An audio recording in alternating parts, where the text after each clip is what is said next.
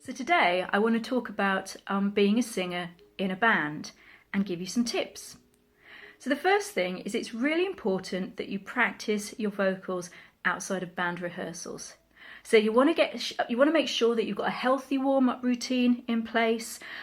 This will help with stamina, flexibility, and will also make sure that you don't run into any vocal difficulties.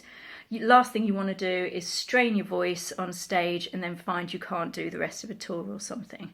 So we're not talking about major warm-ups, we're talking about 10-15 minutes a day just to get everything working in a healthy way. So the next thing you're going to want to do is obviously work on the songs. And what will really help with this is if you've actually got backing tracks. So you might be in an electronic setup and there might already be a backing track there. Maybe your band members will all get together and record a backing track for you, which would be fantastic.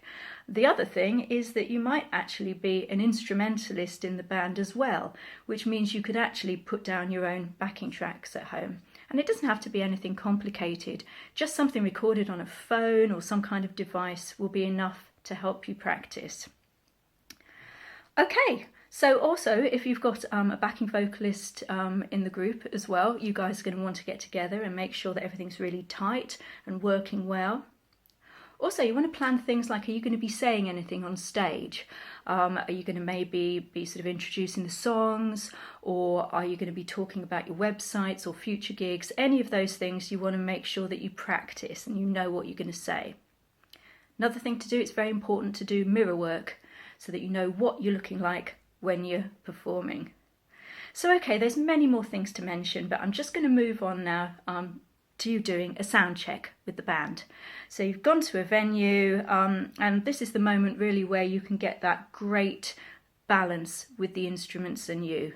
So be very careful that you don't go and hide your vocals too much.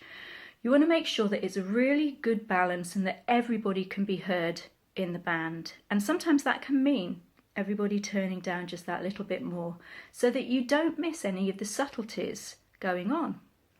So yeah, something to watch. Another thing is that the sound is going to change a lot once an audience come in, so just be aware of that. As soon as an audience come into a venue, it's going to soak up the sound, so don't let that throw you once the gig starts. Another thing to mention is just watch it with the vocal effects. You don't want to go over the top, for instance, with something like the reverb and the delays to the point that you've kind of drowned your voice. I mean, it's one thing if you want to use an effect on purpose for a certain colour and vibe, but just watch it that you're not hiding behind it. Okay, just going back to the idea of practicing again, I do want to just mention that it's a really good idea to practice your vocals without a microphone to start off with, so that you really work your voice in a good, healthy way and understand how to kind of project it. You don't want to become so reliant on a microphone for volume that you forget how to actually use your voice in a proper way. So another thing to watch there.